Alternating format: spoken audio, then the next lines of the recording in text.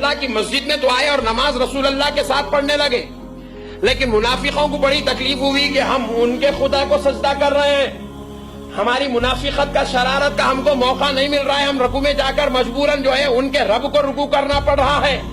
حقیقت میں وہ منافقین اللہ کی وحدانیت اور رسول پاک علیہ السلام کی رسالت کو دل سے نہیں مان رہے تھے، تو ان لوگوں نے کیا کیا، اپنی شرارت کے اظہار کے لیے اپنی بغلوں میں بتا رکھ کے آنے لگے۔ کیا کرنے لگے بغلوں میں؟ ذرا زور سے بولو، بغلوں میں بتا رکھ کے آنے لگے۔ جیسے بغلوں میں بتا رکھ کے لاتے تھے، قاعدے میں ٹھہرتے تھے، رکوع میں ٹھہرتے تھے، قومے میں رہتے تھے، سجدے میں جا کے ہلو بغل میں سے نکال کے سامنے رکھ کے بت کو سجدہ کر لیتے تھے۔ بولے ٹینشن ختم، صحابہ کو معلوم ہے کہ ہم مسلمان ہیں، سجدے کو معلوم ہے کہ ہم کافر ہیں۔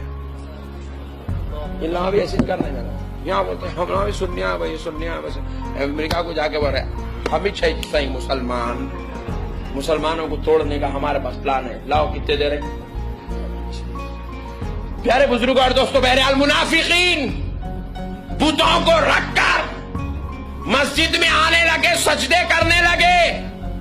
صحابہ اکرام دیکھ لیے، دیکھ کر عرض کرنے لگے یا رسول اللہ، نیا کام شروع کرے، نماز میں سجدہ خدا کو نہیں بت کو ہونا ہے، بتوں کو بغلوں میں رکھ کے لا رہے ہیں اور اس کے بعد سجدے کر رہے ہیں۔ رسول اللہ نے کہا اچھا اتنی بہترین گیم کھیل رہے ہیں تو پھر آؤ ان کی گیم کو توڑنے کے لیے ہم ایک مسئلہ شروع کرتے ہیں، ایک حکمت شروع کرتے ہیں، ایک عمل شروع کرتے ہیں، ایک کام شروع کرتے ہیں۔ صحابہ اکرام نے پوچھا یا رسول اللہ کیا کام شروع کرتے ہیں؟ نبی نے فرمایا جب میں رکوع میں جانے کے لیے تکبیر کہوں تو تم لوگ ہاتھ اٹھا دینا، میں بھی ہاتھ اٹھاتا ہوں، تم بھی ہاتھ اٹھا دینا۔ جب ہم رکوع میں جا کر آ جائیں گے میں بھی ہاتھ اٹھا دیتا ہوں، تم بھی ہاتھ اٹھا دینا۔ میں جب سجدے میں جانے کی تکبیر کہوں میں ہاتھ اٹھا دیتا ہوں، تم بھی ہاتھ اٹھا دینا۔ ایک وقت بغل میں سنبھالیں گا، دوسری وقت سنبھالیں گا، تیسری وقت سنبھالیں گا، سجدے میں جانے سے پہلے نیچے گر جائیں گا۔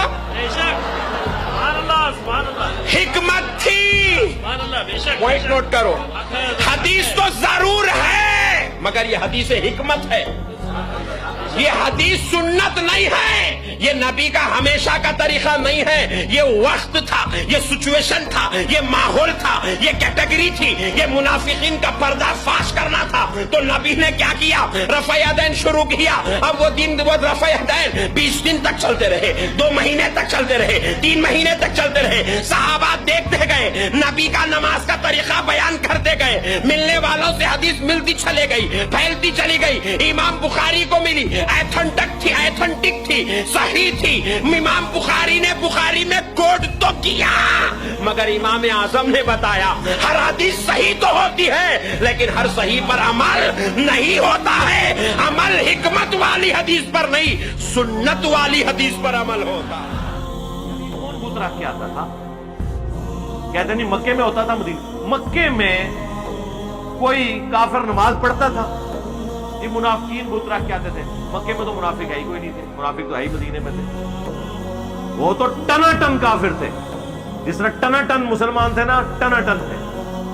یہ سارے منافقین تو یہودی تھے۔ اور پھر مجھے بتائیں، نبی علیہ السلام کے ساتھیوں میں حضرت حمزہ بن عبد المطلب، حضرت علی ابن ابی طالب، حضرت عمر بن خطاب رضی اللہ عنہم اجمعین وعلیہم السلام اجمعین جیسے اسٹرانچ اور ایکسٹروورٹ قسم کے صاحب موجود ہوں، ان کی موجودگی میں کسی کی جرت ہے کہ مسجد میں آ کے نماز پڑھتے ہوئے بت رکھے اپنے بغلوں میں؟ یہ پاسبل ہے ٹیکنیکلی؟ ان سے تو کم سخت لوگ ہیں نا آج کسی جگہ آپ ذرا یہ بغل میں بت رکھ کے تو نماز پڑھ کے کہانیاں بنائیں۔